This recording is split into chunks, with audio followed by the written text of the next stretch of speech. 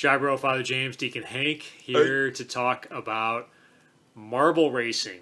Marbula One. Yeah, I came across this a couple weeks ago. My priest buddies were texting me.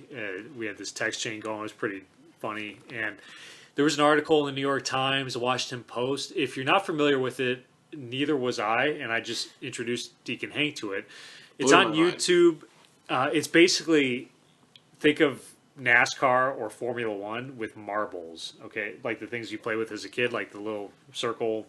Little glass balls. Glass balls, yeah. Beautiful colors inside. Yeah, so these two guys, these two brothers, I think they're in their like 20s or 30s, they make these elaborate tracks, and then they race these marbles, and then there's an announcer, and they've all got names, and then they set up like crowds with their marbles. They start like pulsating, when they're cheering for their marble, and they create these backstories to the marbles.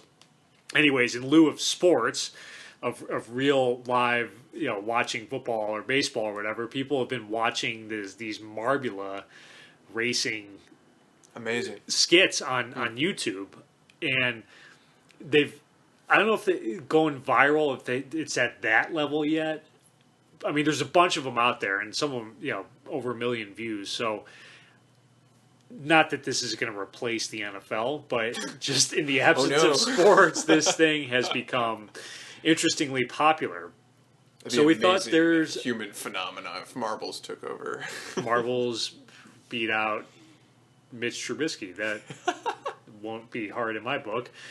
So Deacon Hank is pro marble racing. He's going to take that stance, and I'm anti marble racing. Now, if this isn't meant to be moralistic, so we're not saying you're going to go to hell or heaven based on this, just kind of a fun riff on this interesting phenomena. So you had an interesting insight about marble racing and how it's a callback to our youth.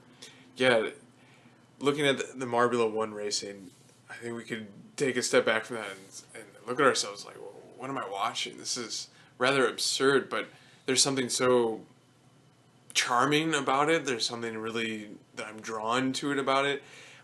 One, the pure creativity of these brothers putting together such a high quality video for marble racing. But like I was saying, with this connection to childhood, right? The simple child's game of marbles and racing, playing pretend. I can remember playing with my Matchbox cars, racing them down the kitchen floor, having like commentary in my own mind. You still have a marble collection, don't you? Father Roger always steals your silver. Well, he's losing his marbles now. Ooh, good point. Thank God he doesn't know how to use technology and can't listen to this. Anyway, back to the marbles. So, a very simple taste of childhood competition in sports, right? And we kind of grow out of that with things when we start playing Little League, with baseball, football, and then we get to the NFL, and there is competition on a whole nother level with millions of money being poured into it. People's lives are at stake in terms of their their whole career and everything. Right, yeah. Stadium's packed full. It's it takes all of our time and energy sometimes on a weekend to participate in, and that to me is a distraction for what the childhood joy of playing catch in the backyard with dad was. And what the true meaning of sports is. So you think marble racing is kind of going back to the pure form of sports. Definitely.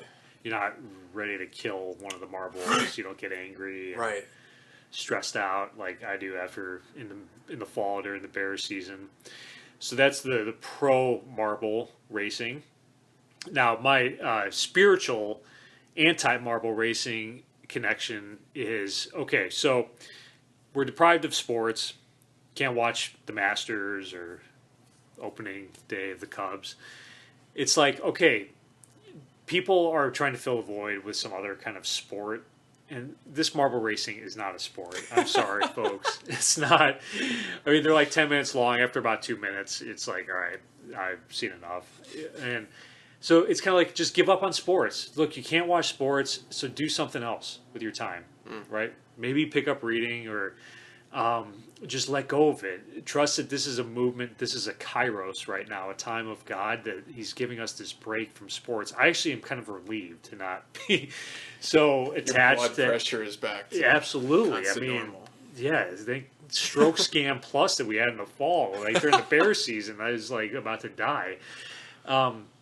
So instead of like searching for something else, like oh, it's got to be marble racing, just let it go, move forward. So like sometimes in prayer, you'll see our ways of praying change. So for instance, like when I early on in my prayer journey, I used a lot of my imagination. Ignatius imaginative contemplation, where you like imagine the scene of the gospel and you can put yourself in it and you can hear the conversations. My imagination was very rich in my prayer. But after a while, my imagination kind of dried up, and I moved into a more silent, contemplative prayer. And then there was times in the midst of that silent, contemplative prayer when I struggled with it. I wanted to go back to the imagination, like go back to something that was familiar to me, and I had to trust. No, I mean God was leading me forward, and yeah, okay, there was fruits in that, but I just didn't sense God was calling me back to that. He was having me go forward. So with the sports, maybe we can look to something else in our lives. And this is coming from like Mr. Sport, baseball, Looking at a the Bears Bears. towel and a Yeah, this is we're in the man sports cave. memorabilia around here. Yeah, and we're not going to put up a giant marble shrine here in the Not man yet. cave. So, and then your Marble second, collection. okay, so Oh, yeah. point, counterpoint, and now another. Another pro marble side. Again, with the videos, there's a simplification going on. With I'm watching the simple marble race happen, and it's again with that childlike joy and enthusiasm around it. So contrasted again with the NFL, there's an intensity about it, and kind of along the same points of just letting things go as God really in a way purifies our desires. My desire has to be fulfilled by watching the Super Bowl and having bucket of wings and having all my rage against the other team and stuff. Chicken or chicken. Sorry, go But ahead. Yeah. to scale that desire down to its childlike joys and stuff is something that's purifying, and we can find joy again in playing catch in the backyard or just going for a walk in nature. So another example of that the marble thing made me think of was that entertainment nowadays between movie theaters, IMAX, and home entertainment with huge speakers, 4K TVs. It's amazing the technology and money that's being poured into the industry to get virtual nature. That's totally immersive, that feels like the real deal. Imagine if you took a 40-day hiatus, like a Lent, away from TV, away from screens and everything, and then went out into a forest preserve after those 40 days. You would reconnect with nature, being immersed in the smell and the touch of the tall grass, seeing the flowers, the real vivid colors. You would feel the heat. And that's what God kind of brings us back to, taking away these large distractions.